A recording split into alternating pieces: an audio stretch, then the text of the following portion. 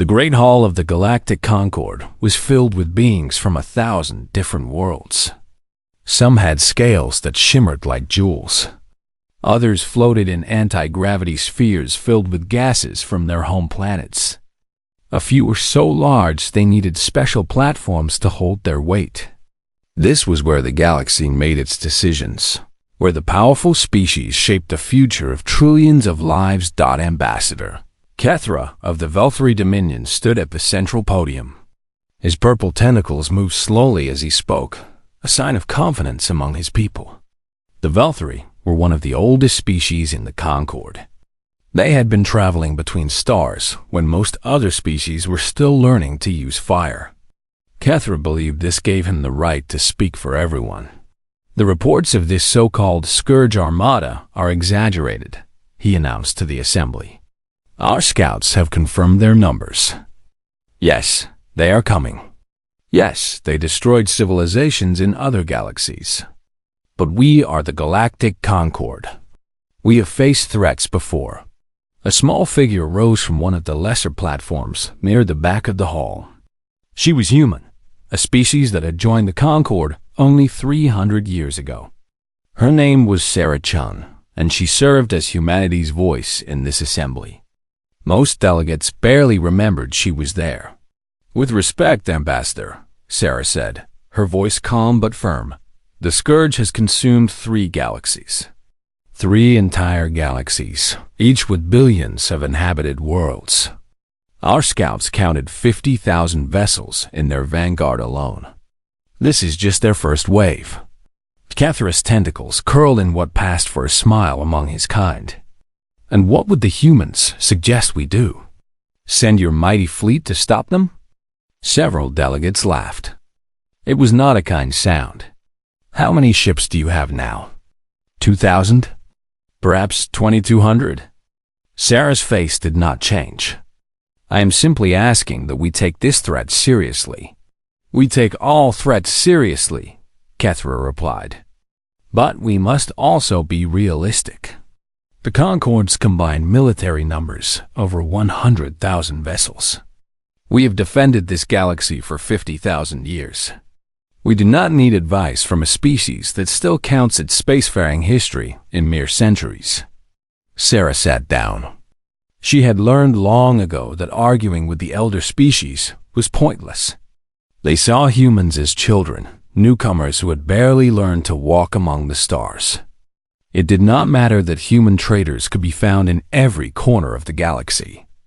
It did not matter that human music and art had spread to 1,000 worlds. To the Concord, humans were a minor species, useful for entertainment and simple commerce, but not worth listening to on matters of importance. The Assembly voted to send the first defense fleet to meet the Scourge. 12,000 ships from a dozen species would face the enemy at the galaxy's edge. It was the largest military action in 3,000 years. The delegates congratulated themselves on their decisive response. Sarah Chan walked alone through the corridors after the vote. Her footsteps echoed against the ancient stone floors.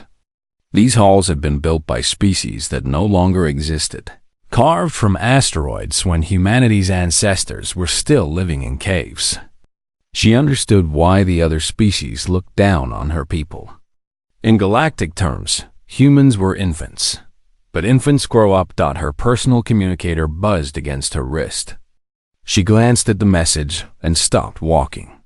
For a long moment, she simply stared at the 2 words on the screen. Then she closed her eyes and let out a slow breath.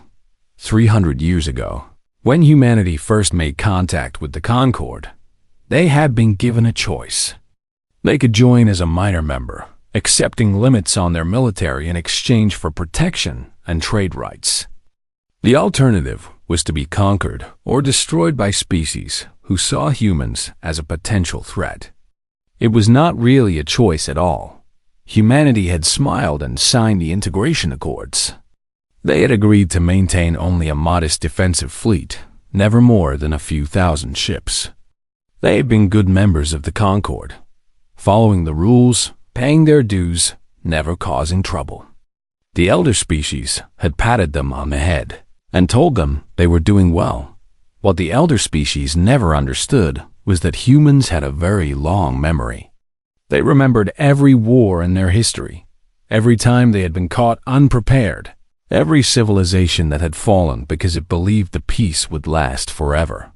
They remembered, and they planned, and they waited. The message on Sarah's communicator was simple. It contained only 2 words and a code that verified it came from the highest levels of human leadership. The words were, Prometheus authorized. On the other side of the galaxy, in a region of space that humans had declared off-limits for environmental protection, Admiral Chen Weilin received the same message. She was Sarah's distant cousin, though they had never met in person. The Chen family had served in humanity's true military for 7 generations, a tradition that officially did not exist.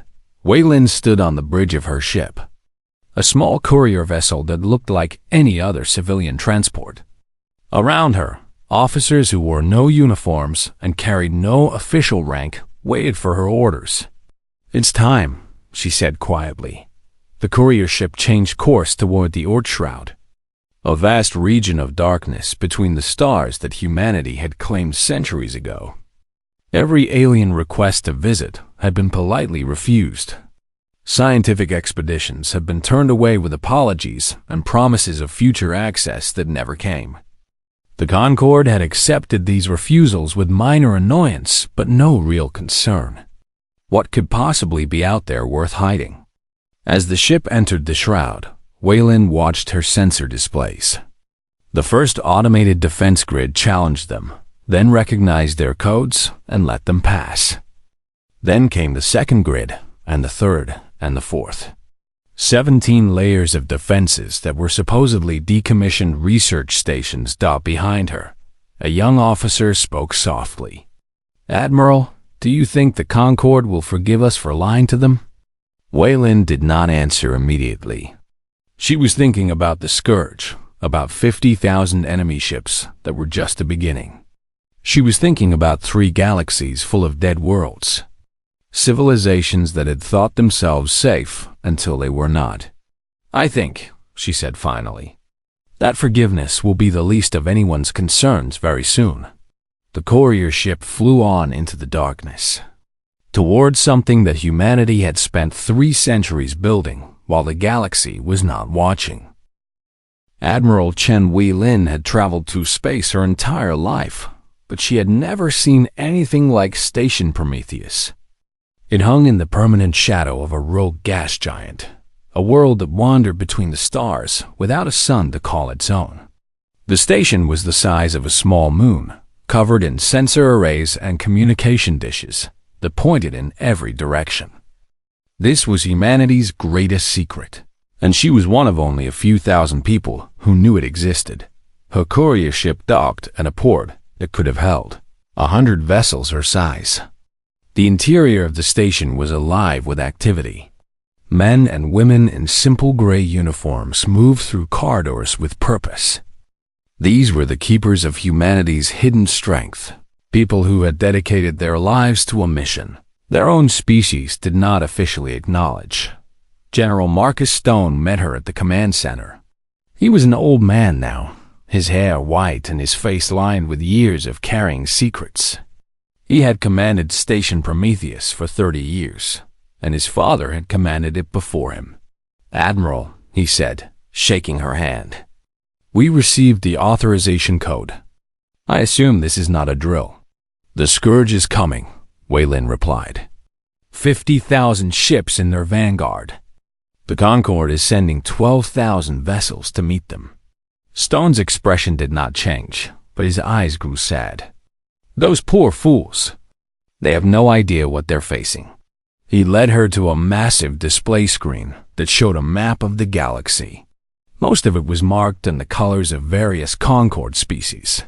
Their territories and claims spread across thousands of star systems. But scattered throughout the map were tiny dots of blue, so small they were almost invisible unless you knew to look for them. 300 years of work, Stone said quietly. "When we signed the integration accords, Our leaders knew we were making a deal with people who would never see us as equals. They smiled and agreed to limit our military. And then they started building. He touched the screen, and the blue dots expanded into detailed displays. Lin had seen this information before, but it still took her breath away. The Forge Worlds, Stone continued. 47 planets in the spaces between star systems, where no one ever thinks to look. No sunlight, no easily detectable energy signatures. Just darkness and ice and the patient work of generations. Each Forge World was a manufacturing center beyond anything the Concorde had ever imagined. They built ships in underground factories powered by artificial suns. They trained crews in simulation chambers that recreated every possible battle scenario. They developed weapons that the galaxy had never seen. Technologies that humanity kept hidden even from its closest trading partners. Every mining colony we established had a secondary purpose, Stone explained. Every research station, every generation ship that left human space carried components. We told the Concorde we were simply expanding slowly, as befitting a young species. In reality, we were building an empire in the shadows. Lin walked to another display that showed ship designs. These were not the small patrol boats and trading vessels that the Concorde associated with humanity. These were dreadnoughts, carriers, siege platforms. Warships designed for one purpose: to fight and win against any enemy, no matter how powerful, how many. She asked, though she already knew the answer. 700,000 combat-ready vessels, Stone replied. Another 100,000 in various stages of completion. Crews trained and waiting in stasis facilities across the Forge Worlds. We can have the full fleet operational within 72 hours. It was an impossible number. The entire Galactic Concorde, with its 1,000-member species and 50,000 years of history, maintained approximately 100,000 military vessels. Humanity, the quiet species that played music and traded goods and smiled at everyone, had built a fleet 7 times that size in secret. Why? Lin asked. It was not a question about the fleet itself. She understood the need for defense, for preparation. Her question was deeper than that. Stone understood. Because we remember, he said simply. We remember every time in our history when we thought we were safe and we were wrong. We remember the wars that nearly destroyed us, the plagues, the disasters. Other species look at the galaxy and see peace. We look at it and see all the ways that peace can end. He pressed another control, and the display changed to show the approaching scourge. 50,000 biomechanical horrors, ships that were half alive and driven by a hunger that had devoured 3 galaxies. And now, Stone said, we have proof that we were right to be afraid. The Scourge cares nothing for treaties or diplomacy. They will consume everything in their path. The Concorde's fleet will slow them down for perhaps a few weeks. Then nothing will stand between the Scourge and the core worlds. Lin nodded. She had studied the Scourge for years, analyzing what little information existed from the galaxies they had destroyed. They were not conquerors seeking territory or resources. They were a force of pure consumption, turning every world they touched into breeding grounds for more of their kind. Send the wake signal, she ordered. Stone hesitated for just a moment. Once this was done, there would be no going back. Humanity's secret would be revealed to the entire galaxy. Everything would change. Do it, Lin said. Stone input the command, and the signal went out. It traveled through hidden relay stations that had been placed centuries ago, reaching across thousands of light years to every corner of human space and beyond. In the darkness between stars, lights began to flicker on. Engines that had been silent for decades roared to life. Stasis chambers opened, and crews took their stations on ships they had trained their entire lives to operate. Lin watched the sensor displays as the count began. Active human vessels, 10,000. 50,000. 100,000. The number kept climbing, faster and faster, as humanity's sleeping giant finally opened its eyes. 300,000. 500,000. Still climbing. On worlds across the galaxy, the elder species continued their daily lives, unaware that everything they believed about the universe was about to be proven wrong. They thought they knew humanity. They thought they understood the quiet species that made beautiful music and traded fairly and never caused trouble. They were about to learn how wrong they were. The count reached 700,000 and stopped. 700,000 human warships, ready for war, emerging from the shadows where they had waited for this moment.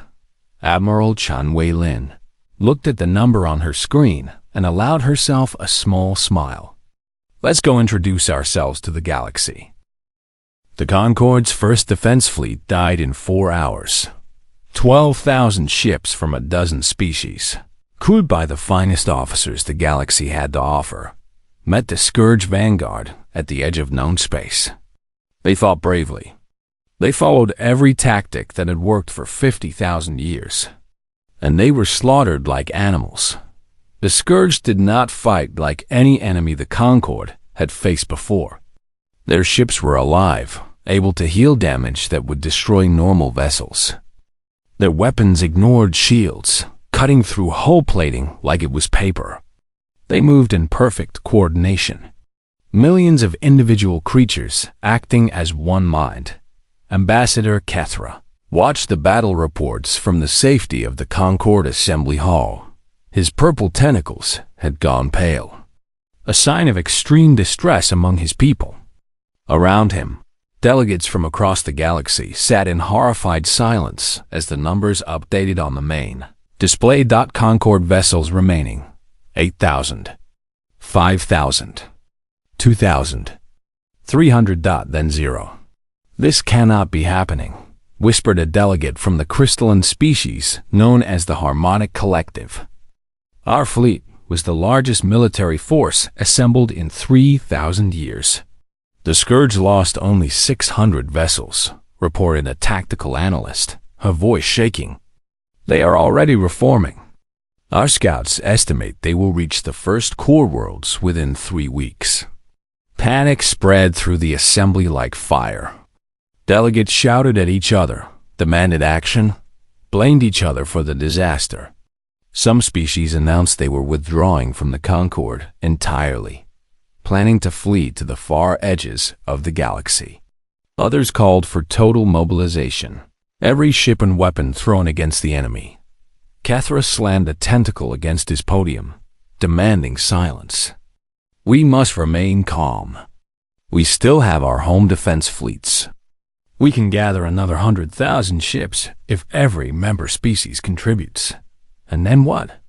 Demanded a delegate from the warrior species known as the Krath. We throw them at the Scourge and watch them die too. Did you see what happened out there? Our weapons barely scratched their ships. Our tactics were useless. We need something different. Then what do you suggest? Kethra asked. Before the Krath could answer, a soft voice spoke from the back of the hall. We suggest you let us help. Every eye in the assembly turned to look at Sarah Chun, the human ambassador. She had risen from her small platform and was walking toward the center of the hall. Her footsteps echoed in the sudden silence. Kethra's tentacles curled in what might have been embarrassment. Just days ago, he had mocked humanity's tiny fleet. Now he was desperate enough to listen to anyone. Your help would be welcome, of course, he said carefully. How many ships can humanity contribute to our defense? Sarah reached the central podium and looked up at the assembled delegates. Thousands of beings from hundreds of species stared back at her, waiting. Some looked hopeful. Others looked doubtful. A few were already dismissing her, certain that a minor species like humanity had nothing meaningful to offer. We are honoring our defense treaties, Sarah said simply. Our fleet is already on its way. Your fleet? The Krath delegate laughed bitterly. 2,000 ships?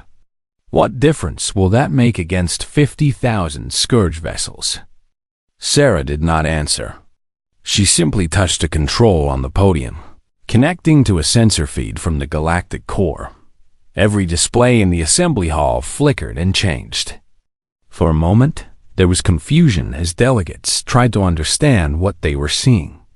The sensors were detecting a massive energy signature, larger than anything ever recorded. Something was emerging from hyperspace at the center of the galaxy. Then the image cleared, and the assembly fell silent. Ships. Human ships. Not hundreds or thousands, but hundreds of thousands. They poured out of hyperspace in perfect formation, wave after wave of vessels that dwarfed anything the Concorde had ever built. Dreadnoughts the size of small moons. Carriers launching clouds of fighter craft. Siege platforms bristling with weapons that the galaxy had never seen. The count appeared at the bottom of the display, updating in real time as more ships arrived. 100,000. 200,000. 300,000. No one spoke. No one moved. The only sound in the assembly hall was the soft hum of the displays as the number continued to climb. 500,000. 600,000. Kethra's tentacles had gone completely white. His mouth opened and closed, but no sound came out. He was not alone. Across the hall, delegates sat frozen in shock, unable to process what they were seeing. 700,000. The number stopped. 700,000 human warships hung in space at the galactic core. More military power than the entire Concorde had possessed in its 50,000-year history. Sarah Chen stood at the podium, her face calm. As I said, we are honoring our treaties. Our fleet is here to defend the galaxy. The silence stretched on. It was not the silence of peace or contemplation. It was the silence of a galaxy realizing that everything it believed was wrong. The quiet species that made music and traded goods had been hiding the largest military force ever assembled. The newcomers they had looked down upon for 3 centuries had been building an empire in the shadows. Apano, young analyst from one of the minor species, finally found his voice. He asked the question that everyone was thinking, the question that would haunt the galaxy for generations to come. What else have you been hiding? Sarah looked at him with eyes that held 300 years of patient waiting. Nothing that matters right now, she said. Right now, we have a common enemy. Do you want our help or not? The assembly remained silent. What else could they say? They could protest, demand explanations, express outrage at humanity's deception. But the scourge was coming, and humanity had just revealed that it was the only species capable of stopping them. Kethra finally managed to speak. His voice was barely a whisper. We accept your help. Sarah nodded. Then please clear the tactical channels. Admiral Chen Weilin will be taking command of the defense. She walked back to her small platform at the rear of the hall. Behind her, the display showed 700,000 human warships beginning to move toward the enemy. The galaxy watched in silence, knowing that nothing would ever be the same again. Kethra had requested permission to observe the battle from a human command ship. Part of him wanted to understand how humanity had become so powerful without anyone noticing. Another part simply could not believe what was happening and needed to see it with his own eyes. Admiral Chen Weilin had granted his request without hesitation. She seemed almost amused by his presence, as if she had been waiting for this moment for a very long time. The observation deck of the dreadnought, Eternal Vigilance, offered a view that made Kethra's hearts ache. Around them, human warships stretched in every direction, so many that they blocked out the stars. Each vessel was massive, covered in weapons and armor that made Concorde ships look like toys. The smallest human frigate was larger than the biggest Velthari battleship. You built all of this in secret, Kethra said. It was not a question. We had 300 years, Wei Lin replied.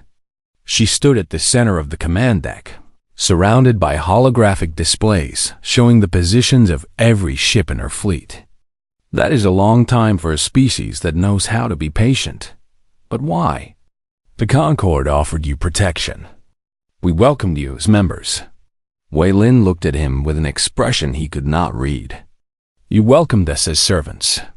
You smiled at us and patted our heads and told us we were doing well. You never once considered that we might be your equals or your superiors.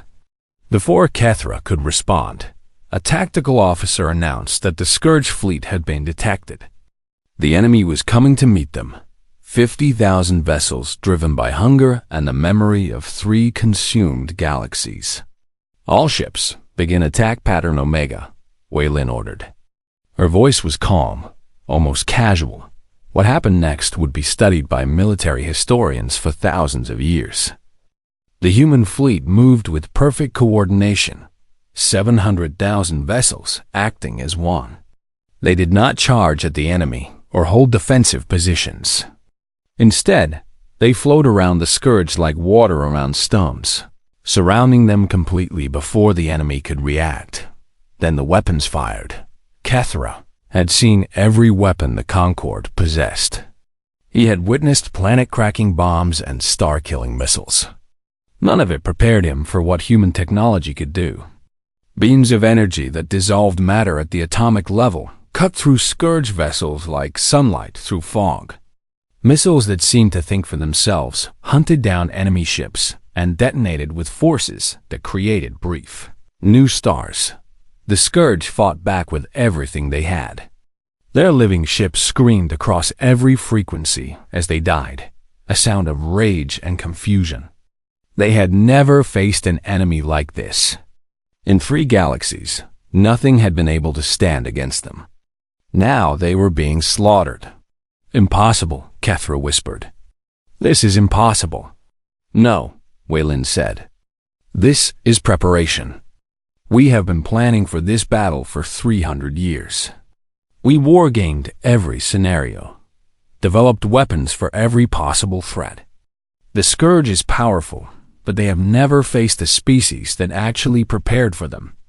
The battle lasted 6 hours. When it was over, the Scourge vanguard had been reduced to scattered debris. 48,000 enemy vessels destroyed. Human losses. 2,000 ships. But the war was not over. Deep space sensors had detected the main Scourge fleet approaching from the void between galaxies. Not 50,000 ships, but 5 million. And behind them, in the darkness beyond detection range, were the hive worlds where the Scourge bred and grew. We need to pursue them, Wei Lin announced to her officers. If we wait for them to come to us, we will be fighting defensive battles forever. We need to take the war to their home. Kethra's tentacles twitched in alarm. You mean to attack them in the void? That is madness. No fleet has ever traveled that far. No Concord fleet, Wei Lin corrected. Human ships are designed for long-range operations. We can reach the Scourge hive worlds in 3 months. What followed was the most brutal military campaign in galactic history. The human fleet pushed into the void, hunting down Scourge vessels wherever they fled. They showed no mercy, gave no quarter. Every enemy ship was destroyed. Every hive world was cracked open and sterilized. Kethra watched it all from the eternal vigilance. He saw humans fight with cold efficiency, destroying creatures that begged for their lives through stolen communication channels. He saw planet-cracking weapons deployed without hesitation, ending worlds that had existed for millions of years. How can you do this? He finally asked Wei Lin. His voice cracked with emotion. You speak of peace. Your species is known for kindness, for art, for beauty. How can you be capable of such destruction? Wei Lin turned to face him. Her expression was not cruel or angry. It was simply tired, the face of someone who had carried a heavy burden for a very long time. You looked at humanity and saw a gentle species, she said. You were not wrong. We are gentle. We create music and art and stories because we love beauty. We trade fairly and keep our promises because we value trust. We chose to be peaceful members of your Concord because we believe in cooperation. She gestured at the displays, showing her fleet hunting down the last scourge vessels. But gentleness is a choice, Ambassador. It is not weakness. We choose peace every day, but we have never forgotten how to make war. Our history is written in blood. We have faced extinction many times. We survived because when we needed to be cruel, we were the cruelest species our world had ever seen. A tactical officer reported that a group of scourge ships was attempting to retreat, fleeing deeper into the void. Pursue and destroy, Waylin ordered without hesitation. No survivors. She looked back at Kethra. The scourge consumed 3 galaxies because every species they met was either too weak to stop them or too merciful to finish the job. We are neither. We will chase them to the edge of the universe if we have to. We will destroy every ship, every hive, every egg. When we are done, the scourge will be a memory and nothing more. Kethra watched the human ships accelerate into the darkness, hunting their prey. He understood now why the galaxy had fallen silent when humanity revealed its fleet. It was not just the numbers that frightened them.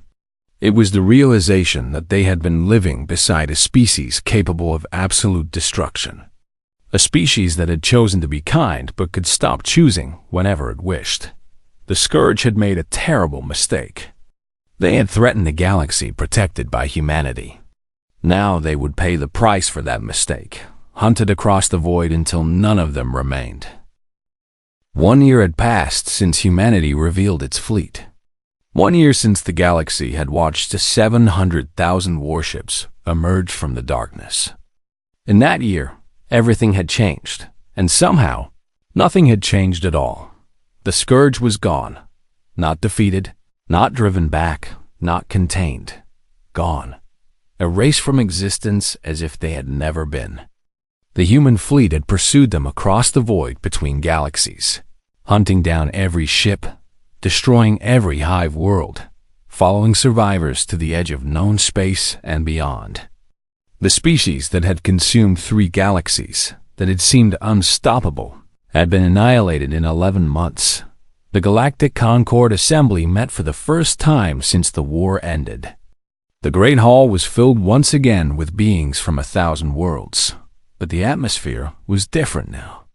There was no casual conversation, no political maneuvering, no dismissive attitudes toward minor species. Instead, there was a careful, watchful silence. Ambassador Kethra stood at his platform, but he did not speak. He had returned from his time with the human fleet a changed being. His tentacles never regained their proud purple color, remaining a pale shade that marked his permanent state of humility.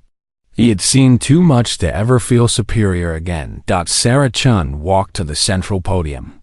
The delegates watched her with a mixture of respect, gratitude, and fear. She was still the same quiet woman who had tried to warn them about the Scourge. But now everyone knew what stood behind her. "The war is over," she announced simply. "The Scourge has been completely destroyed. Our fleet has returned to its regular positions." "Regular positions?" repeated a delegate from the Harmonic Collective. "What does that mean exactly? Where is your fleet now?" Sarah smiled gently. "The same place it has always been. In the protected regions we established 3 centuries ago. You never noticed it before. There is no reason for you to worry about it now." No one argued with her. No one demanded answers or explanations. The galaxy had spent 300 years patronizing humanity, treating them like children who needed guidance from their elders. Now those elders understood that they had been the children all along, protected by a species they never truly knew. "We have discussed among ourselves what humanity should receive for saving the galaxy," announced a delegate from the Krath warrior species. "New territories, seats on the High Council, trade privileges." Name your price. Sarah shook her head. We want nothing. The assembly stirred with confusion. Every species understood the concept of reward for service. The idea that humanity would refuse compensation made no sense to them. We did not build our fleet for conquest, Sarah explained. We built it for protection. The Concord accepted us as members 300 years ago. You gave us trade routes and diplomatic status. You allowed us to grow in peace. We remember that kindness, even if you do not. She paused, looking around the hall at the thousands of beings who had once looked down on her species. We ask only one thing. Continue to respect our protected territories. Continue to allow us our privacy. In return, we will continue to be your allies, your trading partners, your friends. And if we do not? Asked a voice from somewhere in the hall. It was not a threat, merely a question born of fear. Sarah's expression did not change. Then we will be sad. We do not wish to be feared. We wish to be trusted. But we understand that trust must be earned. Perhaps in another 300 years, you will believe us when we say we mean you no harm. The assembly voted unanimously to accept humanity's terms. It was not really a vote. It was an acknowledgement of reality. Humanity could have demanded anything, taken anything, ruled the entire galaxy if they wished. Instead, they asked only to be left alone. In the weeks that followed, the galaxy slowly returned to normal. Trade routes reopened. Diplomatic missions resumed. Species that had fled in panic during the Scourge invasion returned to their homes. On the surface, everything was the same as before, but beneath the surface, everything was different. On 1,000 worlds, children asked their parents about the humans. They had seen the news feeds, watched the images of 700,000 warships filling the sky. They wanted to understand who these people were. On the Valkyrie homeworld, a young child asked her father about the quiet species from the Outer Rim. Kethra, no longer an ambassador but now a teacher of history, knelt down to look his daughter in the eyes. They are our friends, he said carefully. They protected us when we could not protect ourselves. But everyone says they lied to us, the child said. They hid their ships for hundreds of years. Why would friends lie? Kethra thought about his time on the human command ship. He remembered Admiral Wei Lin's tired eyes, the weight of secrets carried for generations. He remembered watching human crews fight with cold precision, destroying an enemy that would have consumed the galaxy. Sometimes, he said slowly, people hide things because they are afraid of being misunderstood. The humans knew that if we saw their ships, we would be scared of them. So they hid their strength and showed us only their kindness. They wanted to be our friends, not our rulers. Are you scared of them, father? Kethra looked out the window at the night sky. Somewhere out there, in the darkness between stars, 700,000 warships waited in silence. They had returned to their hidden places, invisible once again. But now everyone knew they were there. Yes, he admitted. I am scared of what they can do, but I am grateful for what they chose to do. They could have conquered us. They could have let the Scourge destroy us. Instead, they saved us and asked for nothing in return. That is not the action of a species to fear. That is the action of a species to respect. He picked up his daughter and held her close. Remember this lesson, little one. True strength is not shown by what you do. It is shown by what you choose not to do. The humans could have been our masters. They chose to be our protectors. That choice matters more than all their ships. Across the galaxy, similar conversations were happening. Parents explaining to children, teachers explaining to students, historians recording the events for future generations. The story of humanity's hidden fleet would be told for thousands of years.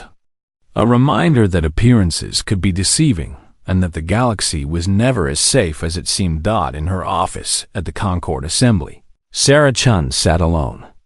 The crisis was over, her work was done, and soon she would return to Earth for a well-earned retirement. But before she left, she took out a small notebook and wrote a single sentence, words that she hoped would guide future generations of human diplomats. "We showed them our teeth. Now we must show them our smile again. Let us hope they remember both." She closed the notebook and looked out at the stars. The galaxy was at peace, protected by a species it had never truly understood. And in the darkness between those stars, humanity's fleet waited in silence, ready to wake again if it was ever needed. The galaxy had learned an important lesson. Peace was precious, but it was never permanent. And sometimes, the kindest species were the ones you should never, ever threaten.